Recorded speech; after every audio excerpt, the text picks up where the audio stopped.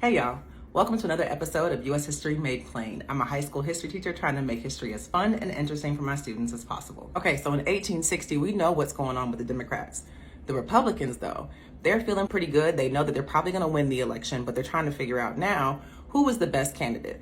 Abraham Lincoln in the Lincoln-Douglas debates shined. So they were like, he's probably a really good candidate. However, they still had William Seward, who was their choice before Abraham Lincoln, came out of nowhere and did an amazing job during the debates. The issue was Seward had really strong opinions about things, and Lincoln was more kind of like on the fence of things. Lincoln, like I said before, was a politician.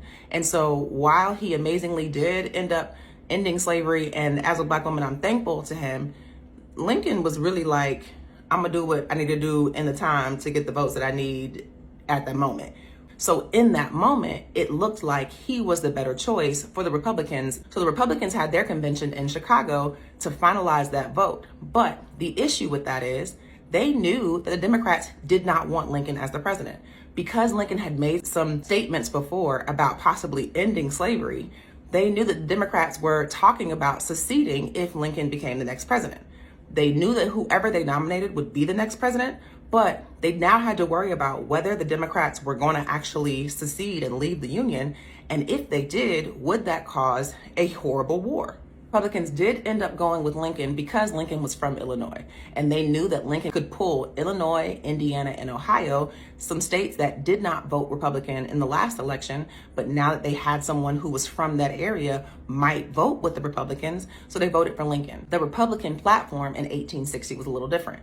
They wanted to end slavery, but they also wanted a protective tariff to help the northern businesses. They also wanted internal improvements and a railroad that went to the Pacific, as well as free land for homesteaders. They were still trying to push westward expansion and westward settlement. Most Republicans were cool with Lincoln getting the nomination and figuring out what to do once the Democrats got mad and decided to secede. But not all Republicans were happy with this. And actually, there were some Democrats that weren't happy. There were some former Whigs that weren't happy, as well as some Republicans who didn't want Lincoln. So they got together and made their own fourth party, and their party was the Constitutional Union Party.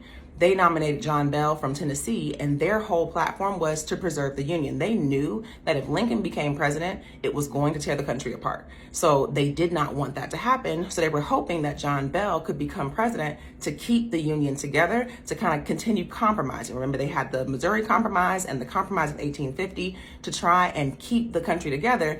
That was their goal, but it didn't work out.